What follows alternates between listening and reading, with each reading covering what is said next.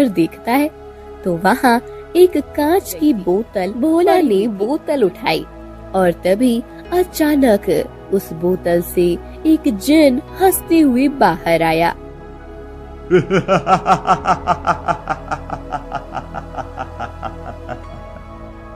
उसे देखकर भोला डर जाता है। अरे मालिक, डरिए नहीं, मैं आपको कोई नुकसान नहीं पहुंचाऊंगा। आप तो मेरे मालिक हैं, आपने मुझे मुक्त किया है। मैंने मुक्त किया? मतलब? एक दुष्ट तांत्रिक ने मुझे इस बोतल में बंदी बनाकर यहाँ दफना दिया था। वो मेरे माध्यम से अपनी इच्छाएं पूरी करना चाहता था। जब मैंने उसे मना किया तब उसने मुझे यहाँ बंदी बना दिया, पर आज आपके कारण सालों के बाद मैं मुक्त हो गया हूँ। कैसे कैसे लोग होते हैं, अपने स्वार्थ के लिए कुछ भी करने को तैयार हो जाते हैं। पर आप यहाँ क्या कर रहे हैं? तभी अचानक कांच के टूटने की आवाज आई। चलो अब मैं मिट्टी खोदकर अपने घर ले जाता हूँ, मुझे बर्तन बनाना सीखना है। आप तो कुम्हार हैं, आपको सीखने की क्या जरूरत है? बचपन से मेरे बापू मिट्टी के बर्तन बनाते थे। बाद में मेरे माता पिता दोनों का देहांत हो गया। फिर मेरे बड़े भैया बर्तन बनाने लगे। मैं तो हमेशा मिट्टी खोदकर लाने का ही काम करता था। कुछ दिनों पहले मेरे बड़े भैया ने कहा कि माँ बापू ने अपना घर भैया के नाम कर दिया है और मुझे घर से निकाल दिया। अब मैं वहीं उस घर के पास एक झोपड़ी बनाकर रह रहा हूँ, पर मुझे अपना पेट पालने के लिए कुछ तो करना ही होगा ना। अच्छा, आपने मुझे मुक्त करके मुझ पर उपकार किया है। मैं आपका गुलाम हूँ, मैं आपकी हर इच्छा पूरी कर सकता हूँ। बताइए क्या चाहिए आपको? बड़ा घर, सोना, चांदी, हीरे जवाहरात, जो आप चाहें मैं आपको दिला सकता हूँ। मुझे ये कुछ नहीं चाहिए, मुझे तो केवल मिट्टी के बर्तन और घड़े बनाना सीखना है, जो मेरा खानदानी काम है। अगर मैं ये बनाना सीखूंगा तो स्वर्ग में मेरे माता पिता को खुशी होगी। जिनके साथ भोला अपनी झोपड़ी में आता है। रात के समय भोला पहिया घुमाकर भोला मिट्टी के बर्तन बनाने की कोशिश करने लगता है। तभी जिन उस पहिए पर जादू करता है और भोला के हाथ से सुंदर सुंदर घड़े और मिट्टी के बर्तन बनने लगते हैं। वो बर्तन देखकर भोला को अपने आप पर विश्वास ही नहीं होता। अरे वाह जिन, कितने सुंदर घड़े और बर्तन बन गए। मुझे तो विश्वास ही नहीं हो रहा कि ये घड़े मेरे हाथों से बने हैं। मुझे तो आज तक पानी पीने का घड़ा भी ठीक से बनाना नहीं आता था, और आज देखो, तुम्हारा बहुत बहुत धन्यवाद जिन। नहीं मालिक, मुझे धन्यवाद मत कीजिए, आपकी मदद करना तो मेरा कर्तव्य है। चलो अब इन बर्तनों को धूप में सुखाकर इन्हें बेचने जाऊंगा। अगर मालिक आप इन बर्तनों को अलग अलग रंगों में रंग देंगे तो ये और भी आकर्षक लगेंगे और लोग इसे झट से खरीद लेंगे। हाँ, तुम सही कह रहे हो। वो सुखाकर उन्हें रंग देता है, फिर उन्हें बेचने के लिए बाजार में जाता है। भोला के रंग बिरंगी घड़े और बर्तन देखकर उसके ठेले पर भीड़ उमड़ पड़ती है और हाथों हाथ उसके घड़े बिक जाते हैं। ये देखकर बबलू और बिजली को जलन होने लगती है। ये मूर्ख भोला, ये कब से इतने सुंदर घड़े बनाने लग गया? मैं भी वही सोच रहा हूँ बिजली। कल परसों तक तो इसे एक छोटा सा घड़ा बनाना भी नहीं आता था, और अब देखो इतने रंग बिरंगी घड़े बना लिए हैं इसने। गलती से बन गए होंगे। चलो देखते हैं कब तक ऐसे गलती से अच्छे घड़े बनाए। ऐसे ही कुछ दिन बीत जाते हैं। जिनकी जादू से भोला के हाथों से सुंदर सुंदर घड़े बनने लगते हैं और बिकने भी लगते हैं। भोला को अब अच्छे पैसे मिलने लगते हैं। कुछ ही दिनों में एक दिन की जगह। अरे, आपने कहा था कि ये भोला तो गलती से ऐसे अच्छे बर्तन बना रहा है, पर देखिए इतने दिनों तक कोई ऐसी गलती कैसे कर सकता है? अरे, उसकी बिक्री हमसे कई ज्यादा बढ़ गई है। ऐसा ही चलता रहा तो जल्दी ही हमें हमारी दुकान बंद करनी पड़ेगी। नहीं, मैं जल्दी ही पता लगाऊंगा कि आखिर ये चल क्या रहा है। एक दिन महाराज का एक सैनिक आता है और सबको खबर देता है। सुनो सुनो सुनो, महाराज का आदेश सुनो। शीघ्र ही हमारे राज्य में 100 ऋषियों के द्वारा एक भव्य अनुष्ठान संपन्न होने वाला है।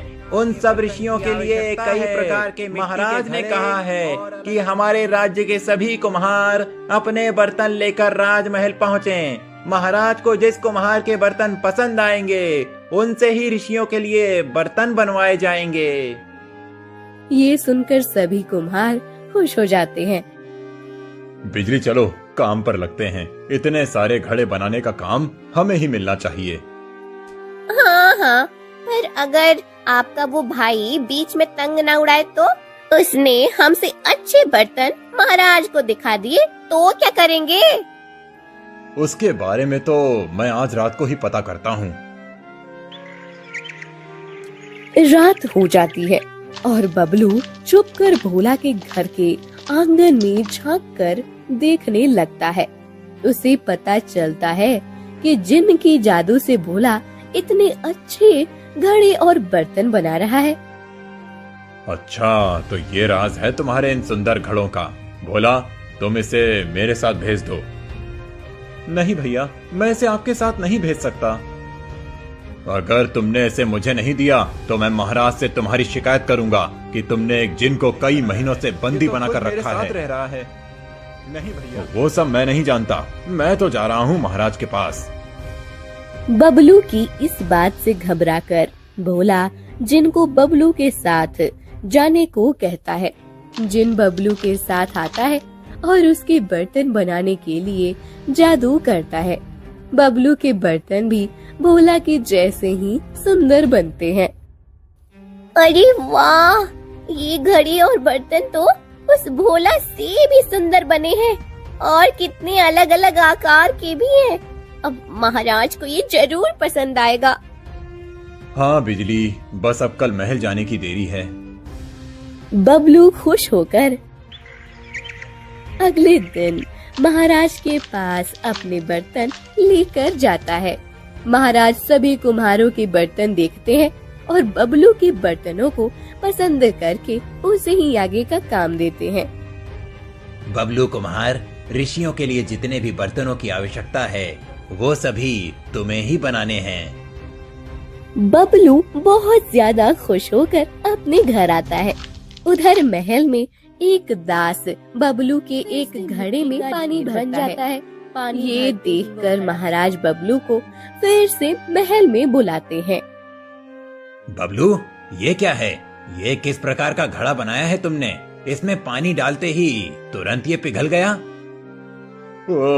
महाराज, पता नहीं ये कैसे हो गया। मैंने तो एकदम पक्के घड़े बनाए थे। ये तो अच्छा हुआ कि दास ने ही इसमें पानी डाल दिया। यदि तुम्हारे बनाए हुए बर्तन ऋषिवर उपयोग में लाते तो क्या होता? मैंने उन्हें वचन दिया है कि उनके अनुष्ठान में किसी भी वस्तु की कोई कमी नहीं होगी। तुम्हारे कारण इतने सारे ऋषियों के सामने मेरा उपहास बन जाता। मेरे तो समझ नहीं आ रहा महाराज कि ये सब कैसे हुआ। तुमने जो कार्य किया, घड़े तोड़ दो और इससे 1000 मुद्राओं का दंड प्राप्त करो।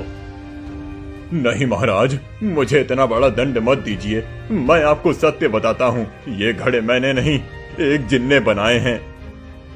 जिन्ने? हाँ महाराज, मेरा छोटा भाई भोला, उसने एक जिन को अपने घर में बंदी बनाकर रखा है।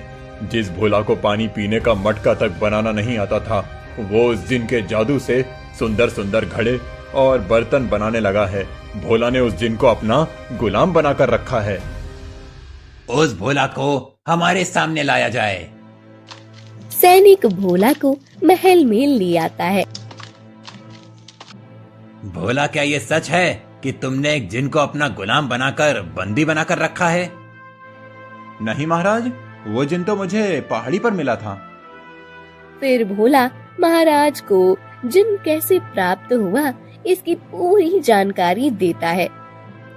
महाराज, वो जिन बहुत सज्जन है, इसीलिए उसने उस दुष्ट तांत्रिक की सहायता नहीं की थी। वो मेरे कारण मुक्त हुआ, इसीलिए वो खुद ही मुझे अपना मालिक मानता है। पहले मुझे मटका भी बनाना नहीं आता था, पर अब उसके जादू से अब मैं अच्छे घड़े बनाने लगा हूँ। मुझे अब अच्छे पैसे भी मिलने लगे हैं। सिर्फ इतना ही नहीं महाराज, जब ये भोला घड़े और बर्तन बनाता है तब वो जमीन पर गिरने के बाद भी टूटते नहीं हैं। मैंने अपनी आंखों से देखा है।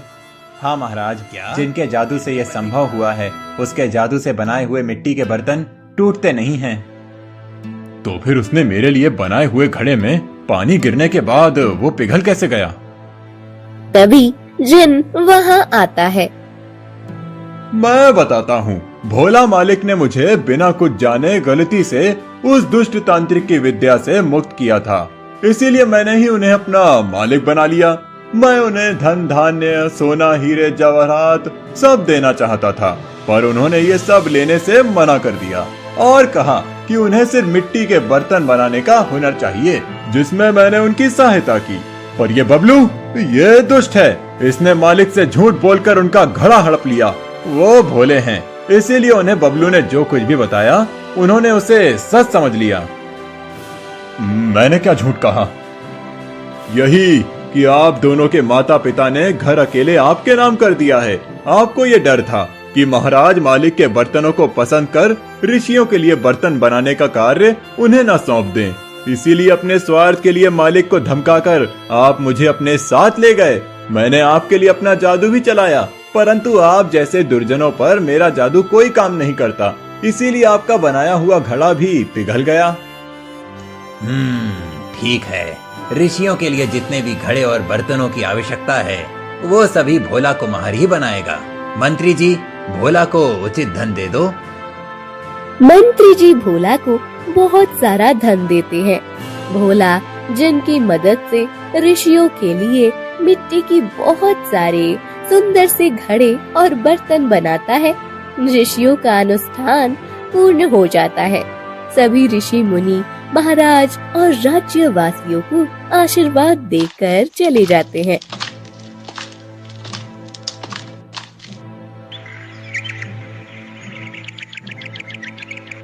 एक दिन महाराज भोला को बुलाते हैं। भोला, तुम्हारे बनाए हुए मिट्टी के घड़ों और बर्तनों की सभी ऋषि मुनि बहुत प्रशंसा कर रहे थे, इसीलिए मेरे मन एक विचार आया है जो हमारे राज्य के हित के लिए बहुत आवश्यक है। जी महाराज, बताइए। तुम्हारे जिनके जादू से राज्य के बाकी कुम्हारों को भी मिट्टी के बर्तन बनाने का हुनर सिखा दो। हम हमारे राज्य के उन बर्तनों का हमारे राज्य के अलग अलग प्रकार के बर्तन और घड़े देखकर सभी आकर्षित हो जाएंगे और घड़े खरीद लेंगे। इससे हमारे राज्य को बहुत फायदा होगा। अगले दिन से भोला के पास आकर सभी कुम्हार जिनकी जादू से अच्छे अच्छे घड़े बनाते हैं। दूर दूर के राज्यों में मिट्टी के बर्तनों की मांग बढ़ जाती है। भोला के जिनकी जादू से कुम्हारों के हाथों में इतना हुनर आता है कि राज्य की बहुत ज्यादा प्रगति हो जाती है। सिरगांव नामक एक गांव था। उस गांव की औरतें रोज की तरह नदी पर कपड़े धोने के लिए गई हुई थी। कुछ औरतों के साथ उनके बच्चे भी थे।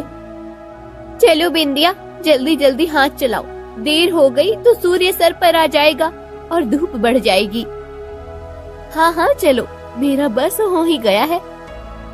तभी अचानक वहाँ एक भयानक बुढ़ा आदमी प्रकट हो जाता है और रजनी और बिंदिया के बच्चों को अपने हाथ में पकड़कर गायब हो जाता है। ये सब इतना जल्दी होता है कि दोनों को क्या करे कुछ समझ ही नहीं आता। दोनों रोते हुए घर वापस आती है। उन्हें देखकर, अरे क्या हुआ? तुम दोनों तो नदी पर कपड़े धोने के लिए गई थी, ऐसे रो क्यों रही हो? दिलीप भैया, हमारे बच्चों को कोई उठा ले गया। उठा ले गया? मतलब तुमने उसे रोका नहीं? दिलीप भैया, हम दोनों अपने धोए हुए कपड़े समेट ही रहे थे और बच्चे वहीं खेल रहे थे। अचानक से कोई बुढ़ा आया और बच्चों को उठा कर ले गया। इससे पहले कि हम कुछ समझ सके वो गायब हो गया था। अरे बच्चे वहीं कहीं खेल रहे होंगे, हम जाकर बच्चों को ढूंढ कर लाते हैं। दिलीप अपने साथ किशन, बबलू और कुछ लोगों को लेकर नदी पर बच्चों को ढूंढने के लिए चला जाता है। उन्हें बच्चे कहीं नहीं मिलते। दोनों गांव में लौट आते हैं। रजनी और बिंदिया का रो रो कर बुरा हाल हो जाता है। किसी को कुछ समझ नहीं आता कि बच्चे आखिर कहाँ चले गए होंगे। 2 दिनों के बाद किशन, बबलू और दिलीप ये सब किसान अपने जानवरों को स्नान कराने के लिए नदी पर आते हैं। क्या लगता है किशन, कहाँ गए होंगे बच्चे? बिंदिया और रजनी तो बता रही थी कि अचानक कोई आया और बच्चों को ले गया, पर ऐसा कैसे हो सकता है? मैं भी वही सोच रहा हूँ। मुझे तो लगता है कि वन से कोई जानवर आया होगा, कोई बड़ा सा भालू या बड़ा सा बंदर, वही बच्चों को अपने साथ वन में ले गया होगा। हो सकता है। अरे अब ये सब बातें छोड़ो, मुझे भी बहुत डर लग रहा है। ऐसा लग रहा है कि कोई हम पर नजर रखे हुए है। तुम तो हो ही डरपोक। तीनों अपने अपने जानवरों को नहलाने लगे। तभी अचानक वो आदमखोर बुढ़ा फिर से आया और दिलीप और बबलू के बैलों को अपने दोनों हाथों में उठाकर गायब हो गया। देखा तुमने वो भयानक बूढ़ा? ये अवश्य वही बूढ़ा है जिसने बिंदिया और रजनी के बच्चों को भी गायब किया था। हाँ, ये तो कोई आदमखोर है। कितना भयानक है वो। हमें गांव जाकर सबको सूचित करना चाहिए। चलो। वो आदमखोर वन में प्रकट हो जाता है। वहाँ एक तांत्रिक हवन कर रहा था, जिसमें वो उन जानवरों की कार्य भी आहुति पूर्ण दे किया। देता है। अभी तो बहुत कार्य शेष है। तांत्रिक फिर से हवन में आहुतियां देने लगता है। दिलीप आदमी सब भागकर गांव में आते हैं और आदमखोर बुढ़े के विषय में सब बताते हैं। उस दिन के बाद जो भी नदी पर जाता था, आदमखोर उसे गायब कर देता और तांत्रिक उसकी आहुति दे देता। सब गांव वालों का भय के कारण नदी पर जाना बंद हो गया था। बिंदिया, घर में एक बूंद भी पानी नहीं बचा है। हमारा तो नदी पर जाना मुश्किल हो गया है। अब हम क्या करें? मुझे भी वही चिंता लगी हुई है। हमने अपने बच्चों को भी खो दिए और अब हम भी कदाचित हम भी पानी के बिना मर जाएंगे। गांव में सबकी यही हालत है मेरी बहनों। इस पर अब एक ही उपाय है। हाँ, मुझे भी एक ही उपाय नजर आ रहा है। हम सबका ये गांव छोड़कर जाना उचित होगा। हम किसी दूसरे राज्य में जाकर आश्रय लेते हैं। वहाँ उस आदमखोर बूढ़े का कोई भय नहीं होगा। सभी गांव वालों अपना अपना सामान बांधकर बैलगाड़ियों पर लादकर चलने लगते हैं। उसी समय राजकुमार शिवानंद उस मार्ग से जा रहे हैं। उसी गांव में कृष्णदेव नाम का एक मूर्तिकार रहता था। वो भी सबके साथ जा रहा था। राजकुमार ने उन्हें रोका और ये सब आप कहाँ जा रहे हैं? और ये सब सामान? कहीं आप सब राज त्याग करके तो नहीं जा रहे? हाँ राजकुमार, हम सब इस राज्य का त्याग करके ही जा रहे हैं। अब इस गांव में हमारा रहना बहुत मुश्किल हो गया है। ऐसा क्या हुआ है कि आप सभी को गांव छोड़कर जाना पड़ रहा है? राजकुमार, एक आदमखोर बूढ़े ने हमारा जीना मुश्किल कर दिया है। उसने नदी पर कब्जा कर लिया है। जो भी कोई नदी पर जाता है, वो आदमखोर उसे पकड़कर गायब हो जाता है। आज तक हमारे कई बच्चे, भाई, बंधु और प्राणियों को उस आदमखोर ने अपना शिकार बना लिया है। क्या? एक आदमखोर? परंतु आपने राजभवन में किसी को इस समस्या के विषय में क्यों नहीं बताया? हमने मंत्री जी को कई बार इस विषय में बताया राजकुमार, परंतु वो हर बार हमें कोई ना कोई बहाना बनाकर भ्रमित कर देते थे। मंत्री से तो मैं बाद में प्रश्न पूछूंगा। अभी आप सब राज्य को त्यागने का विचार छोड़ दीजिए और मेरे साथ नदी पर चलिए। मैं भी देखता हूँ कि ये आदमखोर आखिर कौन है। सब गांव वाले भयभीत हो गए थे, परंतु राजकुमार के आदेश का पालन करने के लिए सब नदी तट पर आते हैं। आप भयभीत मत होइए, मैं हूँ आप सबके साथ। आज उस आदमखोर को हम पकड़कर ही रहेंगे। आप सब नदी के तट पर खड़े हो जाते हैं। जैसे ही सब लोग खड़े हो जाते हैं, आदमखोर प्रकट हो जाता है। आदमखोर किसी को पकड़े इससे पहले राजकुमार शिवानंद अपने धनुष से ऐसा तीर बरसाते हैं कि वो आदमखोर तीरों के बीच फंस जाता है। आदमखोर बुढ़े के आसपास तीरों का घेरा बन जाता है। बता आदमखोर, कौन हो तुम और यहाँ कैसे आए हो? राजकुमार आदमखोर के पास आने लगता है और अचानक से वो आदमखोर पत्थर की एक मूर्ति बन जाता है। ये देखकर सभी चौंक जाते हैं। ये क्या? ये तो एक पत्थर की मूर्ति बन गया। अब कैसे पता चलेगा कि ये कौन था? राजकुमार, इस मूर्ति को मैंने पहले कहीं देखा है। अच्छा, कहाँ देखा है? दिलीप कुछ देर विचार करता है और हाँ, याद आया। ये मूर्ति तो कृष्णदेव ने बनाई थी। इसका अर्थ है कि इस आदमखोर के पीछे कृष्णदेव का हाथ है। नहीं दिलीप, मैंने ये मूर्ति अवश्य बनाई है, पर मेरा और उस आदमखोर का कोई संबंध नहीं है। राजकुमार, ये कृष्णदेव असत्य बोल रहा है। इसी ने उस आदमखोर को भेजा होगा। आप सब राजमहल चलिए, महाराज से इस मूर्ति की शिकायत करते हैं। अब महाराज ही इसका दंड सुनिश्चित करेंगे। राजकुमार शिवानंद के साथ सभी लोग राजमहल में महाराज सुखदेव के साथ भेंट करने आते हैं। पिताश्री, ये सभी शिरगांव वासी अपना राज्य त्याग कर जा रहे थे। ऐसा क्या हो गया कि आप सभी हमारे राज्य का त्याग कर रहे थे? पिताश्री, नदी पर एक आदमखोर बूढ़े ने इन सबको परेशान किया था। जब मैंने उसे अपने तीरों से बंदी बनाया तब वो एक मूर्ति में परिवर्तित हो गया। क्या? ऐसे कैसे हो सकता है? हाँ पिताश्री, ये सभी मेरी आंखों के सामने ही हुआ है। हम वो मूर्ति यहाँ ले आए हैं और गांव वालों का कहना है कि वो मूर्ति इस कृष्णदेव ने बनाई है। इसी ने उस आदमखोर को बनाया है पिताश्री। हाँ महाराज, इस कृष्णदेव को दंड दीजिए। इसके कारण हमारे परिजन हमसे दूर हो गए। कितने ही लोगों ने उनके छोटे से बच्चों को खो दिया। हम किसानों के जानवर वो आदमखोर ले गया। महाराज, मैं एक मूर्तिकार हूँ। अलग अलग प्रकार की मूर्तियाँ बनाकर बेचता हूँ।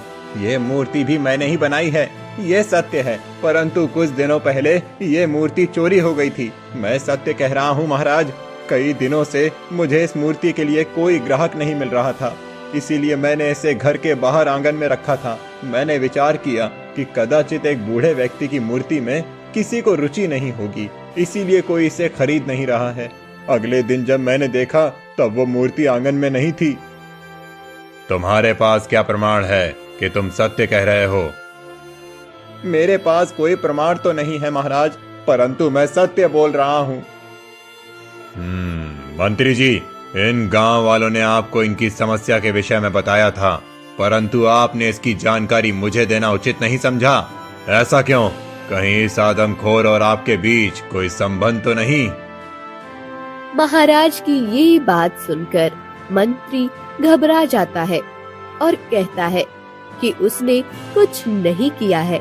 महाराज कृष्णदेव को बंदी बनाकर रखने का आदेश देकर किसी अज्ञात स्थान पर चले जाते हैं। ये महाराज कहाँ चले गए? हमारी इतनी बड़ी समस्या सुनने के बाद भी महाराज इतने शांत कैसे रह सकते हैं? हाँ, देखा राजकुमार, पहले मंत्री जी ने हमारी समस्या पर ध्यान नहीं दिया और अब महाराज भी चले गए। अब हमारी समस्या का अंत कौन करेगा? महाराज सुखदेव हर रोज जब भी उन्हें समय मिलता था ध्यान में बैठ जाते थे। उनके ध्यान की तपस्या से उन्हें कुछ सिद्धियां प्राप्त हुई थी। वो अपने कक्ष में जाकर आंखें बंद करके ध्यान लगाते हैं। उनकी आंखें बंद होती हैं, परंतु वो मन की आंखों से देखने लगते हैं। कुछ सालों पहले नदी के तट पर काल्य तस्मै नमः, काल्य तस्मै नमः। एक बार मेरा ये हवन पूर्ण हो जाए तो मैं सबको अपना दास बनाकर इस पृथ्वी पर अपना राज्य स्थापित करूंगा। अब बस इस आखिरी प्राणी की बलि देने की देरी है। एक बार इसकी आहुति इस हवन में पड़ जाए तो बस मुझसे शक्तिशाली और कोई नहीं होगा। मुझे कोई नहीं मार सकता। तभी महाराज सुखदेव वहां आते हैं। दुष्ट तांत्रिक, निर्दोष प्राणियों को मारकर तुम अपना अघोरी हवन कर रहे हो। यह महाराज, तुम अब मुझे नहीं रोक सकते।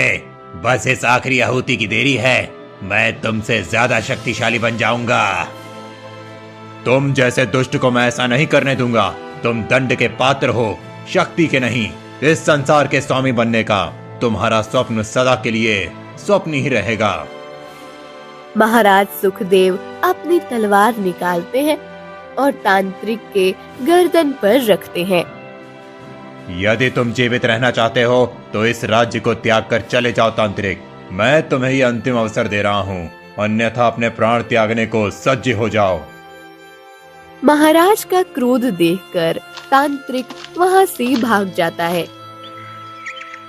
कुछ सालों के बाद तांत्रिक कृष्णदेव की बनाई हुई मूर्ति को चुराकर उसे अपनी तंत्र विद्या से आदमखोर बना देता है। महाराज सुखदेव ध्यान मुद्रा से बाहर आते हैं और राजसभा में आकर, मुझे सब पता चल गया है कि सत्य क्या है। कृष्णदेव सत्य बोल रहा है। उसकी बनाई हुई मूर्ति चोरी हो गई है और उसी के माध्यम से एक दुष्ट तांत्रिक ने उस आदमखोर का निर्माण किया है। कुछ सालों पहले मैंने उसे निष्कासित किया था, अब वो उसी का प्रतिशोध ले रहा है।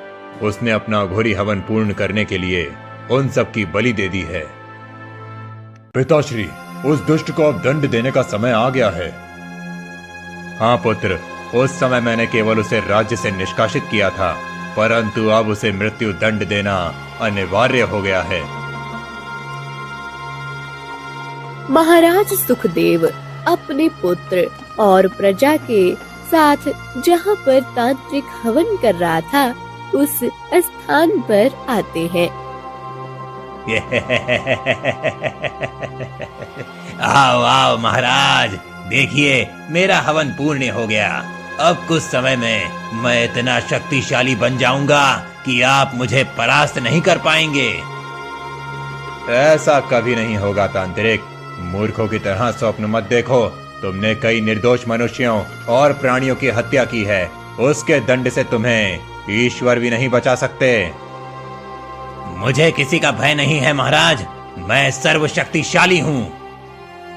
तांत्रिक ऐसा कहते हुए जोर जोर से हंस रहा था। पिताश्री, इस तांत्रिक पर तो किसी बात का असर नहीं हो रहा है।